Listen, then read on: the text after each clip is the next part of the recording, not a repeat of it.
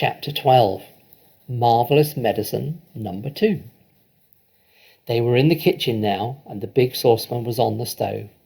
All the things Mr. Cranky had bought were lined up near the sink. "Come along, my boy," cried Mr. Cranky. "Which one did you put in first?" This one," George said. "Golden Gloss Hair Shampoo." And he emptied the bottle into the pan. "Now the toothpaste," George went on, "and the shaving cream, and the face cream, and the nail varnish." "Keep at it, my boy," cried Mr. Cranky, dancing around the kitchen. "Keep putting them in. Don't stop. Don't pause. Don't hesitate. It's a pleasure, my dear fellow, to watch you work." One by one, George poured and squeezed things into the saucepan. With everything so close to hand, the job didn't take him more than 10 minutes. But when it was all done, the saucepan didn't somehow seem to be quite as full as it had been the first time. "Now what did you do?" cried Mr. Cranky. "Did you stir it?" "I boiled it," George said, "but not for long, but I stirred it as well." So Mr. Cranky lit the gas under the saucepan, and George stirred the mixture with the same long wooden spoon he had used before. "It's not brown enough," George said. "Wait a minute, I knew I'd forgotten something." "What?" said Mr. Cranky. "Tell me quick, because if we've forgotten even one tiny thing, then it won't work, at least not in the same way." "A quart of brown gloss paint," George said. "That's what I've forgotten." Mr. Cranky shot out of the house and into his car like a rocket. He sped down to the village and bought the paint and rushed back again. He opened the can in the kitchen and handed it to George. George poured the paint into the saucepan. "Aha, that's better," George said.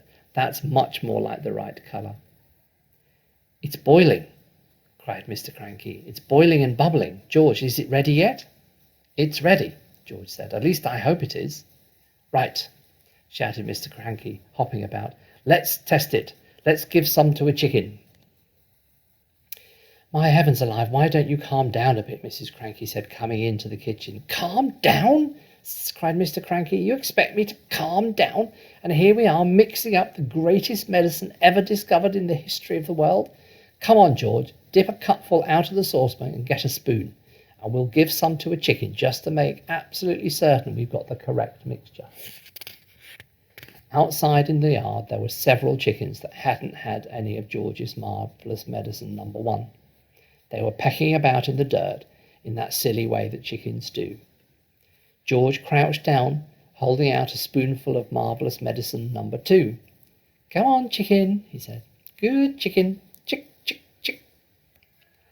A white chicken with black specks on its feathers looked up at George. It walked over to the spoon and went peck. The effect that medicine number 2 had on this chicken was not quite the same as the effect produced by medicine number 1, but it was very interesting. "Whoosh!" shrieked the chicken, and it shot 6 feet up in the air and came down again.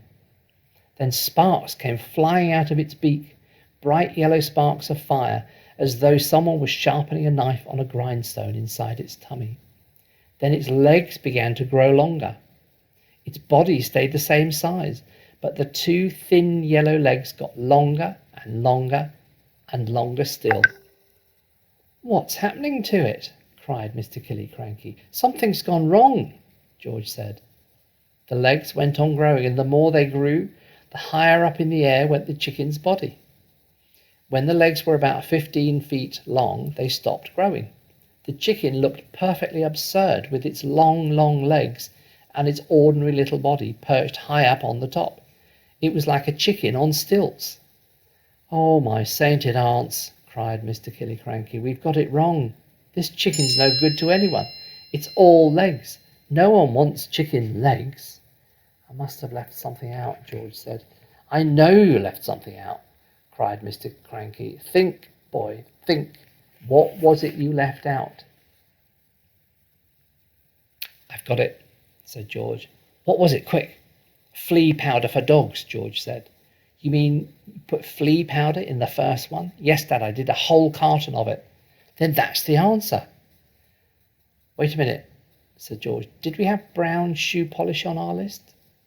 We did not, said Mr. Cranky. I used that too, said George. Well, no wonder it went wrong, said Mr. Cranky. He was soon running to his car, and soon he was heading into the village to buy more flea powder and more shoe polish.